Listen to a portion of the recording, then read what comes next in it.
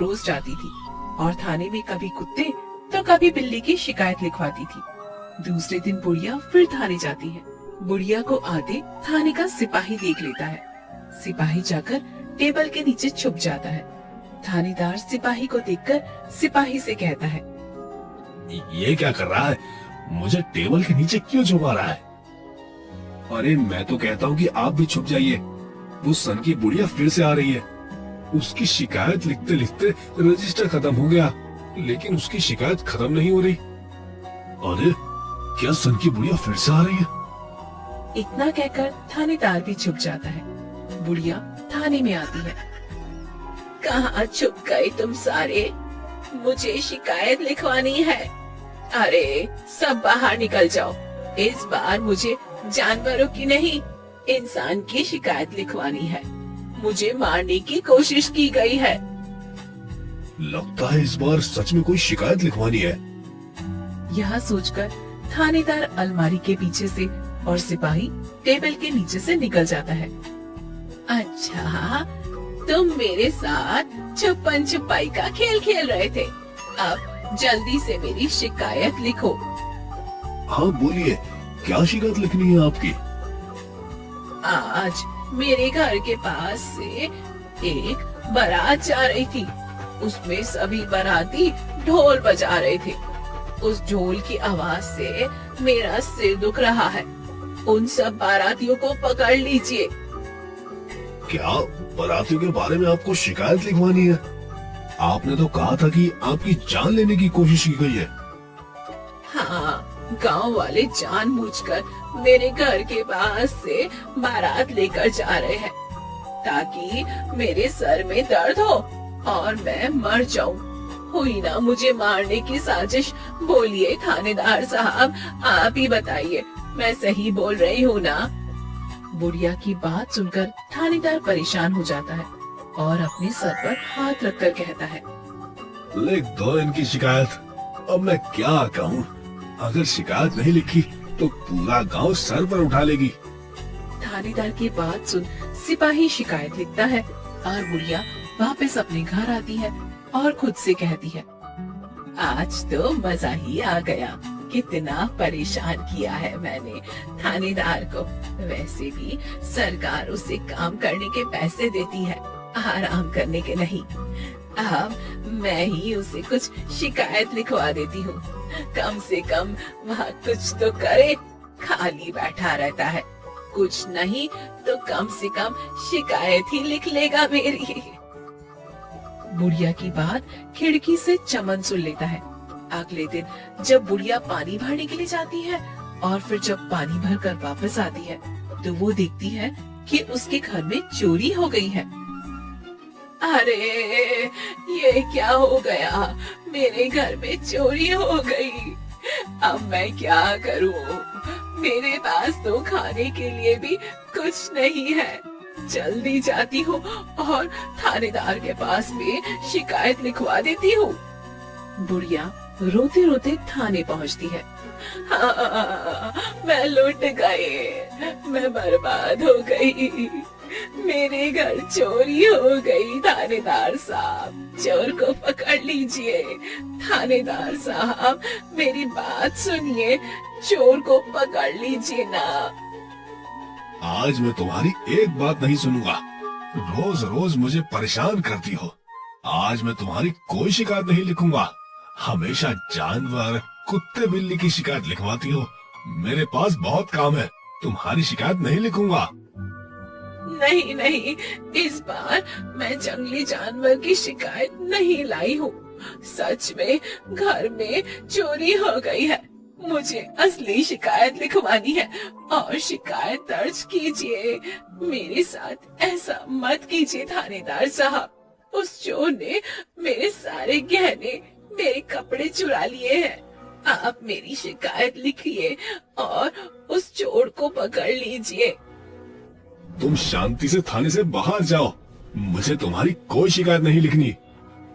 लेकिन लेकिन मेरी बात तो सुनिए। बुढ़िया की बात थानेदार नहीं सुनता और बुढ़िया को अनदेखा करता है।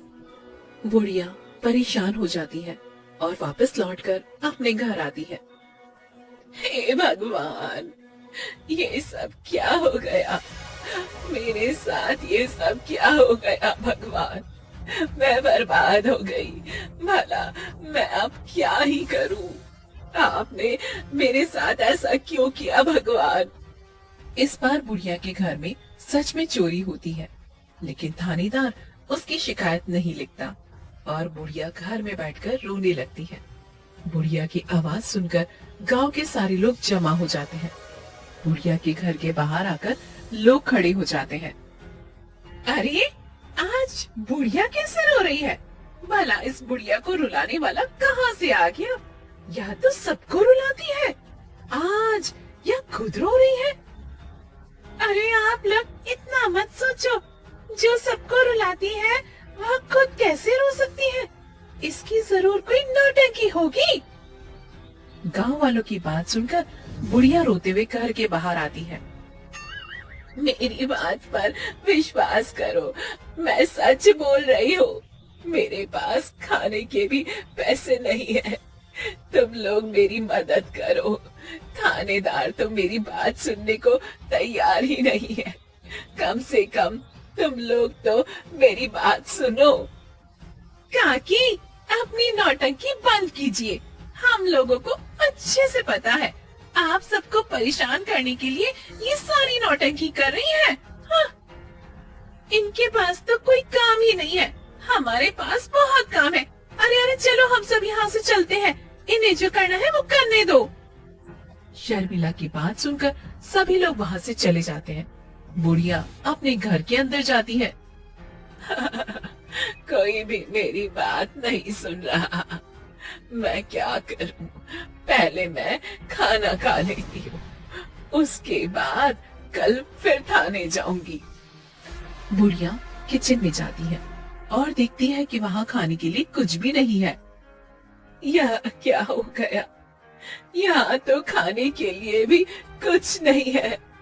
चोर ने मेरे गहनों के साथ साथ मेरे खाने पीने की चीजें भी चुरा ली है। मेरे पास तो अब पैसे भी नहीं है और कोई मेरी बात भी नहीं सुन रहा है। मैं क्या करूं? बुढ़िया भूख के मारे परेशान हो गई थी। वह रोते रोते फिर से थाने जाती है। वहाँ सभी गांव वाले पहले से ही मौजूद होते हैं। मैंने तुम लोगों का क्या बिगाड़ा है? मेरे साथ तुम लोग ऐसा क्यों कर रहे हो? मेरे गहने चोरी हो गए हैं। यहाँ तक कि मेरे पास खाने के लिए भी कुछ नहीं है और थानेदार मेरी शिकायत भी नहीं लिख रहा है। मैंने ऐसा क्या किया है तुम लोगों का? हाँ, बोलो, ऐसा क्या किया है? आप भूल गई कि आप हमें रोज कैसे परेशान किया करती थी। मेरे कुत्ते रॉकी के बारे में आपने शिकायत लिखवाई थी। मैं क्यों करूं भला आपकी मदद? हाँ हाँ, हम में से कोई भी नहीं करेगा उनकी मदद। मुझे माफ कर दो। मुझे लगता था कि थानेदार कोई काम नहीं करता है, सिर्फ सरकार के पैसे ही लिया करता है, इसीलिए मैं इनसे शिकायत लिखवाती थी। मुझे मेरी गलती का एहसास हो गया है। प्लीज अब आप सब लोग मुझे माफ कर दीजिए। आप चिंता मत कीजिए। आपको आपकी गलती का एहसास दिलाने के लिए ही हमने आपके घर झूठी चोरी करवाई थी। आपके सारे गहने हमारे पास सुरक्षित रखे हैं। काकी, आप हमसे माफी मत मांगिए। आपको अपनी गलती का एहसास हो गया है, हमारे लिए इतना ही काफी है।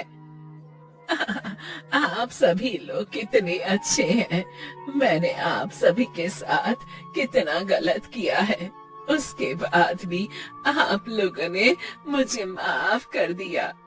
बुढ़िया अपने गहने वापस पाकर बहुत ज्यादा खुश होती है और बुढ़िया कभी भी गांव वालों को परेशान नहीं करती थी और गांव वाले भी बुढ़िया के साथ मिलजुल कर रहते हैं। तो दोस्तों,